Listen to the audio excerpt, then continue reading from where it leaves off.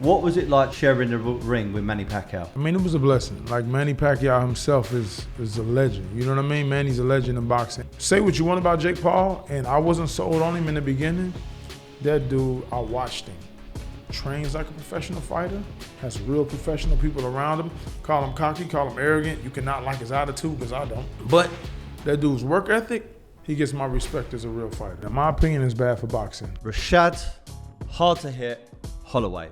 A former professional boxer, he used to be Manny Pacquiao's former sparring partner and was trained by the famous Freddie Roach from the Wildcard Boxing Gym in LA. I've known Rashad for many years, and out of the blue he contacted me. He said he was in town, so we decided to show him around Woodbury House, do a podcast episode. Be happy, never content, and make sure you're subscribing. Welcome back to the podcast, Steve Sully's study. I'm at my second home in Mayfair, Woodbury House Art Gallery, and we've got my friend, my brother. It's been a long time, mate. Too many years, and I'm up here looking at all this art. I'm like, okay, can I focus? Rashad, hard to hit, Holloway, thank you very much for coming to see us at Woodbury House. Finally, right? Thank you very much for reaching back out, and absolute pleasure getting your podcast, even though it's going to be a brief episode. Oh, I'm sorry, I got kids. We got to go. Yeah. So, first of all, before I talk about boxing and your career and stuff, what do you think of the gallery? What do you think of the artists? You know, obviously, the retinas and stuff like that. I mean, it's amazing. I mean, I can't even really speak on it. Like, I respect artwork.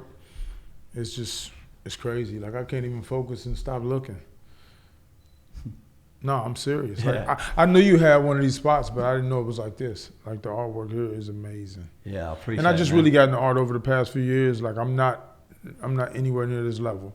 Like, I bought me a couple of $3,000 and $5,000 paintings, and I thought I was doing something. And I'm like, okay, yeah, I've had to up my game. There's definitely multiple levels in the art world. I mean, this is 100%. even small fry. I mean, if you look at the Basquiat's that sell for 100 million plus, it's just crazy. It's a crazy world. No, it is. But I stay in my lane. You know what I mean? I respect art. Like, you know, I think at the end of the day, if you have money to invest and you really do your research, a lot of these pieces are really worth it. Definitely. So, before I introduce you a bit more, I'm going to tell the audience a quick story. Anyway, it's the first, and it's been the last time since this ever happened. I've been to Vegas a few times to watch boxing fights, and we went over there, and I met up with you, and we had a really good time over there. Anyway, I was going to catch a flight back to LA, and you said, oh, you're driving. If you wait a few hours, I'm going to drive back. It's going to be about 3 hours, and we're going to drive through the desert. If you've never seen it, you should do it because it's really, really cool. And you had a Mustang, and I thought, how American is this? You know, I'm with a professional fighter going from Vegas to LA in a Mustang car, a convertible in the blistering heat. And when am I ever going to get to do this again? So I said, I'm definitely going to do it. For sure. Hopped in the car, and I think we needed, after about an hour, to either get some petrol, gas for a piss or some food or something. And I remember veering off in the car down this slip road, and it was called Ghost Town. Like the Twilight Zone. Like the Twilight Zone for real. And I remember going, okay, yeah, we're going to stop it, everything else. And as we pulled up, you looked round, and you were like, I can't stop here.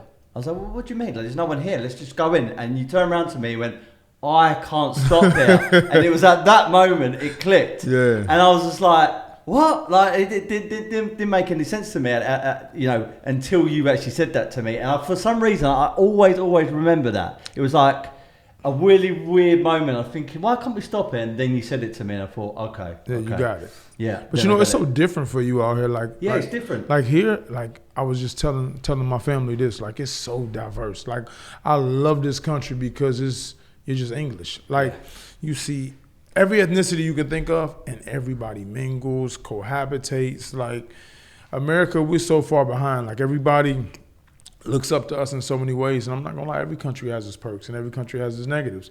But I think one of the major negatives that people don't focus on with America is how behind we really are. But here we are. Like, I don't go all into the politics, but we're a country built off slavery. So at the end of the day, you all are light years ahead of us just with seeing just different races and people mingling, and at the end of the day, everybody's just English. And it's just a vibe and energy I get from London that you won't see anywhere else in the world. So I love it. Yeah, so yeah. Back to what I was saying, we got ghost towns, you all don't. So yeah, you get it now. So, to introduce you, you're called Rashad Holloway, former pro boxer. In actual fact, when I say former, have you actually even announced a retirement? I think I did on boxingscene.com a while ago. Yeah, I think I did. Because when I was looking at your record, 16 fights, 12 wins, right? No. 5 KOs? No, 17. 17. So I got 5 that were in Australia that weren't marked. So 17, I was 17, 2-2, 21 fights. Nice. Yeah. And first question then, why are you called hard to hit? I was very hard to hit. I think, didn't me and you spar? We did. Yeah, we sparred in my later years. Yeah. But nah, that was my thing. Like, the way I grew up boxing, it was kind of like a slick way of fighting. You know, we like to stand in front of a guy, make him miss and make him pay. And, you know, some of us got certain attributes, and I had pretty good eyes, and I was quick. That was like my style. When I was over in LA, Ruben Tabarez hooked me up with you to do some personal training, some boxing, some circuits, some sparring, and you took me to 3 different gyms, and one of them was always on my goals list to go and see. It's had all the champions in there, and it's probably the most famous for Manny Pacquiao, wild card gym over in LA, and Freddie Roach is the head coach over there. So he was your former coach? Yeah, he was my coach. Yeah? What was it like to be underneath Freddie Roach? Freddie really just a good person, man. Like, it's just hard to really, like, me and Freddie still have a relationship where we're still tight. I call him up, I go by the gym, and Freddie didn't even want to talk about boxing, just life, and he'll just shoot the shit with you just any given day. Like, to be able to be up under somebody who has so many champions, from Mike Tyson to Oscar De La Hoya to Manny Pacquiao, he trained them all. But it's just him as a person. Like, when he really cares about you, he cares about you. And it's not even like having your coach after a while. It's like having a friend. Yeah. You know what I mean? So to seek the guidance, to be able to hear from him, like, yeah, you got what it takes. You know what I mean? Like, it's uplifting because you know he's been around the best. But it's just the overall bond with him, like, to this day. Like I said, we're still super tight. Yeah, so I'm blessed in that aspect. Yeah, no, 100%. Just a great person. Manny Pacquiao. I saw some footage or some images online where you were sparring him, and I've got to be honest, you gave him a very clean dig. And not many people can actually say they've landed good, clean punches on Manny Pacquiao. He's a super fighter, very, very quick. What was it like to share the ring, even though it was only sparring, sharing the ring with Manny Pacquiao? I mean, it was a blessing. Like, Manny Pacquiao himself is a legend. You know what I mean? Manny's a legend in boxing. And to be honest, I don't think I was, well, I know. I wasn't shell-shocked the first time we sparred. It was like I had something to prove. Like, coming from where I come from a boxing city. So I'm originally from Cincinnati, Ohio, the home of Adrian Broner, Aaron Pryor, Ezra Charles, Tony Tubbs. Like, I come from a real boxing city. You know what I mean? So for us, we saw the best of the best. I fought the best of the best in the amateurs all over the world, and in the amateurs too as well, you know, internationally. So for me, I was a big underachiever. Like, for me, it was like boxing was a way of life for me. I kind of fell out of love for the sport, like, in my pro career due to mishaps, mismanagements, bad promotional deals. But I was that guy that was always talented, that everybody knew. I was always top 3 in the amateurs. Anybody knew on any given day, I'd beat anybody. You know what I mean? So for me, it was more so, I never looked up to those guys in that aspect. The only fighters I ever really looked up to, like, that were my idols, were Sugar Ray Leonard, was my number 1. I looked up to Ali, of course, Joe McClellan, and I was a huge Mike Tyson fan as a kid. So I respected all fighters, but I never believed any of them could beat me. So anytime I got in the ring with any of them, from Shane Mosley, Manny Pacquiao, like any of them, I always felt like I had something to prove, and I knew in any given day I could outdo any of them. Being British, Amir Khan was at Wildcard for a long time. He was world champion under Freddie Roach. Sadly, lost it against Danny Garcia with that horrible left hook, and it just made him go Bambi. Up and close and personal with Amir Khan, what was he like to be in the same kind of camp and in the same gym? I mean, Amir came to the gym kind of like, you know, he was a phenom coming out of the Olympics and everything. And when he came over to us, I mean, Wildcard was like a close-knit family. We all knew each other. We all were close. From every actor that came in the gym, every regular Joe that came in there to work out, every top pro, every top amateur, you know, world champ, contender prospect, like, we were all one clique. So it was like when he came in, it was kind of like, okay, we got a newbie coming in, and all right, Amir Khan, so what, who cares? But I got to know Amir. I got to know his Uncle Tazzy, his dad, and we became real close. And I'm not going to lie, hands down, Amir Khan is the fastest guy I've ever been in the ring with. I'm gonna be honest. Amir was an exceptional talent. Like, all fighters have their flaws. You know, you can say what you want about Amir Khan. He achieved a lot, but that dude, and I was a speedster. That dude, I've never seen anybody make Manny Pacquiao a bobblehead doll, make me a bobblehead doll. Like, it was like when you got in with Amir, you did not realize how fast he was until you did. It took me like a round to adjust, like, okay, I got to punch with him. Like, I'm actually in here with somebody faster than me. Dude had blazing hand speed. And just honestly, just a good dude. Like Amir and me have always been cool. Like every now and then, like we'll see each other in America, catch up. I go to his old hookah bar all the time. Him and his old business partner, like we're real good friends, so I'm always there. You know, I catch up with him every now and then. I get a WhatsApp from him or I WhatsApp him. Just a very good dude. I think I remember the old business partner, American guy, right? Long hair? Did he have long hair? Dark? He had another guy, and then another one of his buddies, Ali. So Ali, shorter hair. He actually partied with us in Vegas. You probably don't remember that. Yeah. Yeah. But he partied with us in Vegas. We went to a club called One Oak together. For people won't know this, but Rashad doesn't drink rarely. And anyway, this one time he said he was going to go for it. And he went, right, let's go to the bar. Anyway, he's ordered all these shots. And we're going through the rounds of shots. Probably done about 5 or 6, bro, very quickly. Yeah, we had anyway, a lot. Worked out that he was ordering water for himself, and I was drinking the most powerful whatever it was. Mate, I was in a bad way. I'm gonna be honest. I don't know who you were or where you were, and I don't think you did either. I couldn't get one word out of you, but you got to the room safe. Yeah, we all got back safe. We had a hell of a time, and we got memories, man. That's the thing about life. Like, as we get older, all we got are memories. You know what I mean? And those are things that we can always look back at and laugh at. Like, look at us now. Yeah. I'm in London. I'm in your town. I hit you up. You know what I mean? We haven't seen each other in what?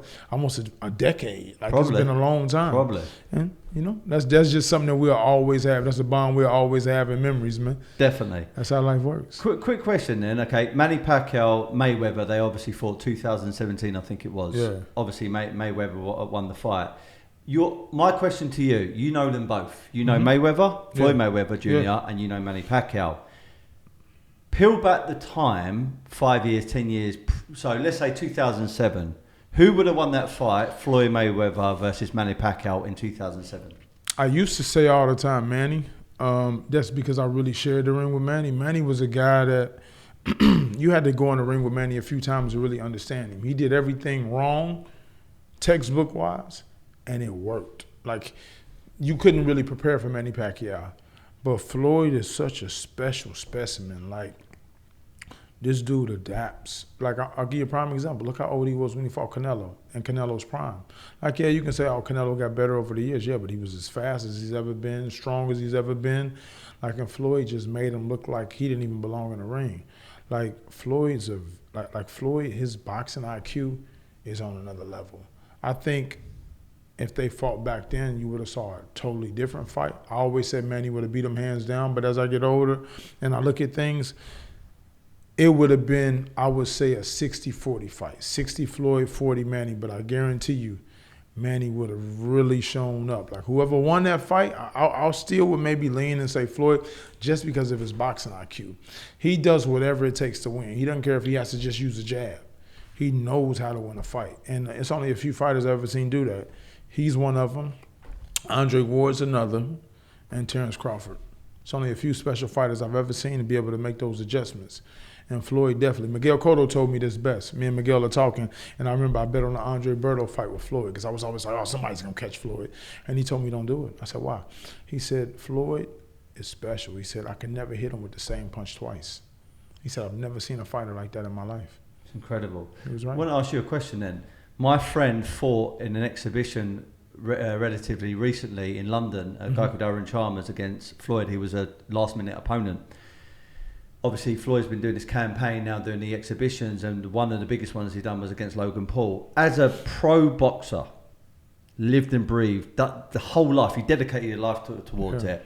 What is your opinion about someone like Floyd now going into this world of YouTube boxing exhibitions? Is it a good thing for boxing or is it a bad thing?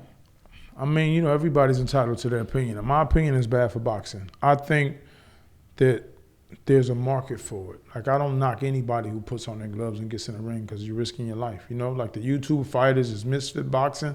Like, I respect the route that they're going as far as like having their own league. I respect that. But when you get to putting those guys with professional boxers, no. I personally feel like Floyd, at the end of the day, he has his own thing. I don't know. It's not my business. But some guys don't know how to leave the limelight. Like, some guys don't know how to walk away. And I feel like Floyd he can't get over being away from the sport and the lights. And it's so much about him that he can't hang it up. And so it's like an addiction. 100%. Like fame is the biggest addiction in the world. Like Michael Jordan, if you watch interviews, they say they miss hearing the crowd. They miss it. Like it's a feeling that people can't really, a normal person couldn't understand. So I feel like Floyd just can't walk away. Do I feel like he's so talented he can continue to do it? Yeah, but at the end of the day, as you get older, things happen. What I would hate to see is him get clipped by one of these guys, and I don't think it'll ever ruin his legacy, but it's allowing guys that don't come from our world and our sport to be able to have bragging rights and say this and say that and be disrespectful about something that we give our lives to. I've lost friends to boxing, you know what I mean? So do I think there should be leagues for these guys? 100%. Like the Misfit boxing and all that, I agree. But these guys should never mix with professional boxing. That's my personal opinion. One guy I will say I respect, Jake Paul. Say what you want about him. That guy trains like a professional fighter. He has a guy like Jillian Love, a good friend of mine I've known since young. He used to be part of the money team, right? Yeah. Well, yeah, so I was glad you brought this up because I forgot about this. There must be some beef there between Mayweather and Jake. No? I mean, at the end of the day, this is the reality. Jillian is doing what he's supposed to. He's looking out for Jillian, and Jillian is making sure that his future for him and his family is okay. Floyd makes sure he's okay. Like, if you look, it's not too many long-term people around Floyd. You know what I mean? Like, after a while, you start to see them all go, new people come and go. And whatever reason that is, Jillian saw something, saw opportunity for himself, and he took it. And it's actually smart because say what you want about Jake Paul, and I wasn't sold on him in the beginning. That dude, I watched him. Trains like a professional fighter, has real professional people around him. Call him cocky, call him arrogant. You cannot like his attitude because I don't. But that dude's work ethic, bar none, he gets my respect as a real fighter. I'm going to be honest, like he trains like a real fighter. Unlike all these other guys. No, I don't know him. I mean, yeah, I've seen him in the gym quite a few times. And to be honest, when I did, I was kind of a dick because I didn't like him and I didn't agree with what he was doing and I didn't agree with the way I saw it going. But over a while, just watching him and his work ethic, I got nothing but respect for that guy. Like I would literally see him shake his hand, and I respect him because he really lives the life of a real fighter, and it shocked me. Like to watch what Jillian and them, like to watch what they transformed and became. You got to respect it. Like he really trains like a real fighter. I respect any man that can really do it the right way, and he does it the right way. Do I remember you saying? Is it actual family or is it like friend type family? Adrian Broner. Adrian Broner's like friend type family. Yeah. Like I've known him What's happened to him? I mean, look, He was so skillful. We all got our demons, you know what I mean? And the thing is, when you come from the inner city, like the thing with Adrian is Adrian's been the same way his whole life. Adrian really comes from a rough area in my city. He comes from a rough area. He's always been the way he's been as a kid, and he just hadn't changed much. And I think a lot of it's the people you keep around you, you know? And Adrian's done the best he could with what he had, and he's made his mistakes along the way. All I can do is hope that he can learn from those mistakes and take these last years that he has and be able to turn them into something because he was special. You know, he was very special. But, you know, we got this big thing on Ohio fighters. If you look at it, there's no other city or no other state that produces better fighters than Ohio fighters. Like, look at us right now. Like, you got the Toledo boys taking over. The kid, the big baby, the kid from Toledo, Ohio. You got the kid Tiger from Toledo, Ohio, Cleveland, Ohio. Cleveland, Toledo, Cincinnati. Like, you go through all those. Go back to the Ray Boom Boom Mancinis and everybody. Ohio produces the greatest fighters. It's just the problem is these are rough areas. These are really rough cities. So it's like these gyms are in the centers of project housing developments and rough neighborhoods and community centers. So at the end of the day, these neighborhood kids have to go back. They got to go back to their reality every day. So, that's tough. And some people can't really understand that. It's so easy for people to say this and say that. But when you grow up in certain things and you don't have people around you that really have done anything better in their lives and kind of pushing you in a better way, if your mentality isn't mature, it's easy to fall into that trap. And that's what happens with a lot of guys. Like, boxers aren't educated kids. You know what I mean? They're not. Boxers are taught to fight. They don't come. There's no college with boxing. There's no way of building you and educating you along the way. And a lot of the coaches, they're all has-been fighters that didn't make it. They just want to keep kids off the streets. And they're lucky to get a kid or two that makes it. Yeah. So boxers don't come from an educational background. Yeah.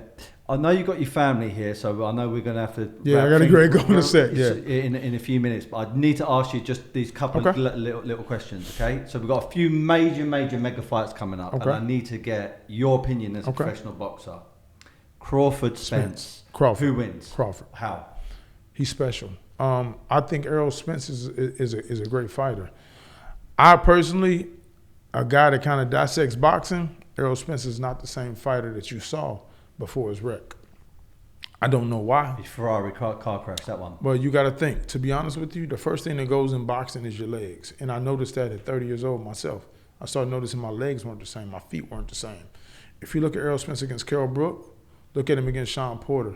He was good at going in and out, stepping to the side, pivoting. He was very quick on his feet.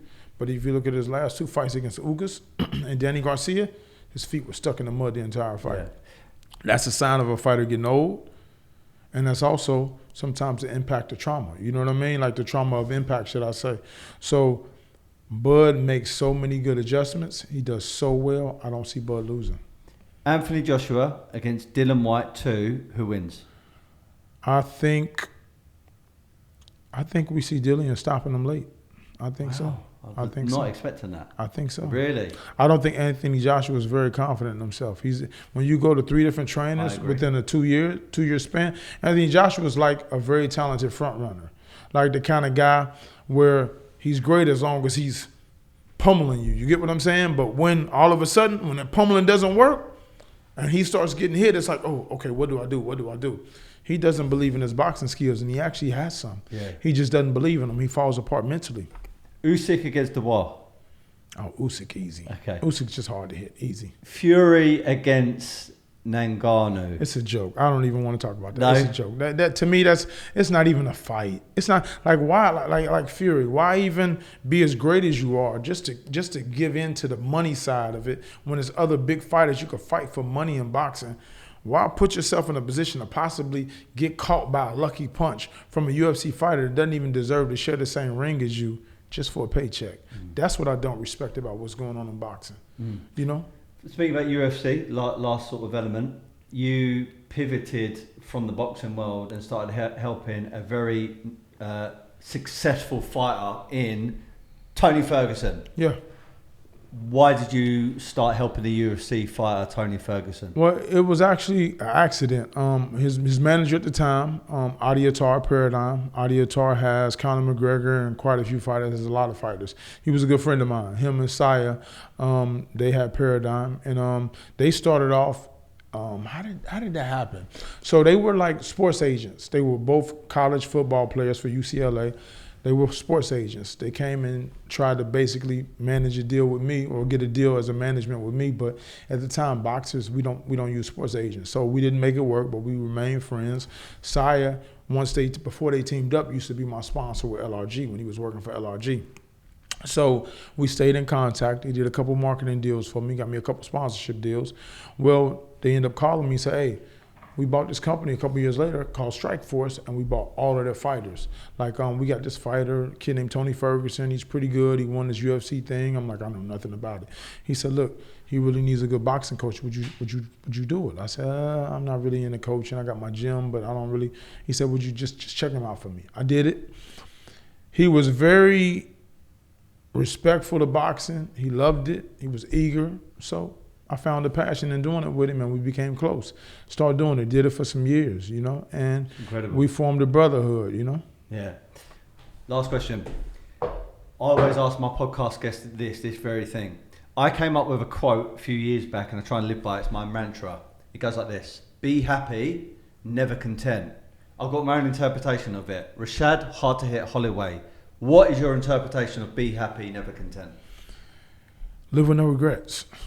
Live with no regrets. You know what I mean? You only get one life. So at the end of the day, like, your name is all you got. Like, so live with no regrets. That means everything that you do as an adult, like as a kid, we all gonna have our mistakes, but everything you do, once we get to a certain level, you got to remember your name means something, and that's what you're gonna leave behind. So do it, own it, live with no regrets, and be able to accept what comes with it.